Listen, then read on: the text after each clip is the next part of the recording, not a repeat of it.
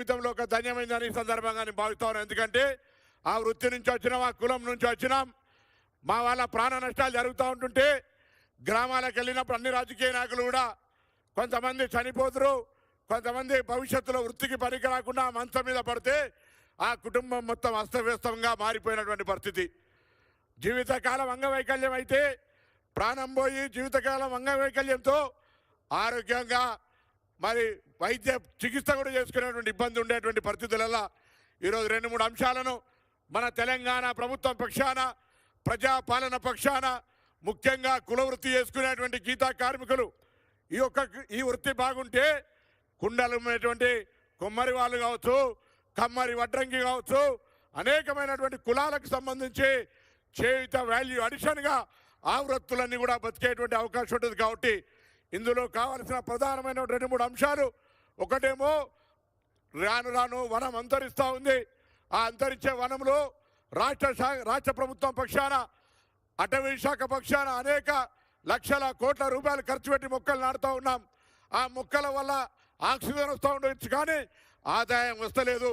మనం ఆదాయం వచ్చే తాటి ఈత మొక్కల్ని పెట్టినట్టయితే ప్రకృతి రీత్యా మొక్కలు నాటినట్టు దాని తరువాత మట్టతో ఈరోజు ఆదాయం వచ్చేటువంటి ఒక అవకాశం ఉన్న మొక్కగా దీన్ని నాటడంలో భవిష్యత్తులో ఈజీఎస్ కావచ్చు, ఇతరత్ర ప్రభుత్వ పథకాల ద్వారా ఈ మొక్కలు నాటేటువంటి ఒక కార్యక్రమానికి తాటి ఈతవన ప్రాధాన్యత ఇవ్వాలని సందర్భంగా నేను కోరుతా ఉన్నా.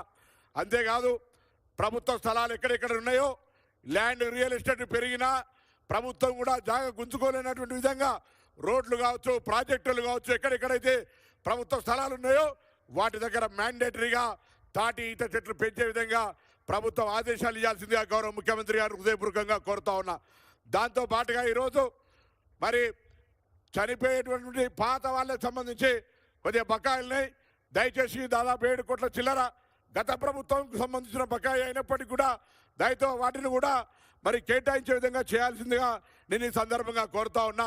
దాంతోపాటు ఎక్కడైనా గ్రామీణ ప్రాంతాల్లో ఇప్పటికి కూడా ప్రభుత్వ భూమి కొంత పనికి రాకుండా ఉన్నటువంటి భూమిని దయచేసి చెట్లు పెంచుకోవడానికి కూడా గతంలో జీవో నెంబర్ 560 ఉండే, దానికంటే ముందు కోటి వెలుగుల కింద కూడా కార్యక్రమం ఉండే. ఈరోజు మళ్ళీ మనం ఒక కొత్త పేరు మీద కాటమయ్య స్థల సేకరణ ఏదైనా పేరు పెట్టి చెట్ల పెంపకం పేరు మీద ఉన్న తప్పకుండా గీతా కార్మికులకు వనాలు పెంచుకోవడానికి స్థలాన్ని ఇవ్వాల్సిందిగా ఈ సందర్భంగా నేను కోరుతా ఉన్నా. దాని తర్వాత ఈరోజు మా వాళ్ళందరూ కోరుతా ఉన్నారు, వాళ్ళకు చెట్ల దగ్గరికి పోవాలంటే రేపు ట్రాఫిక్ దృష్ట్యా ఇంకా ఇతరత్ర చెట్లు బాగా తిరగాల్సి ఉంటుంది. రోజు 10-15 చెట్లు ఎక్కుతారు కాబట్టి వారందరికీ మోపెట్లు కూడా ఇవ్వాలని కోరారు. గతంలో ఎప్పుడో 10 ఏళ్ల కింద ఇచ్చారు. తెలంగాణ వచ్చినాక సింగిల్ బెనిఫిట్ లేని కమ్యూనిటీ ఉంటే గీతా కార్మికుల కమ్యూనిటీ ఒక్క రూపాయి కూడా ప్రభుత్వ పరంగా గత 10 ఏళ్లలో సహకారం అందలేదు.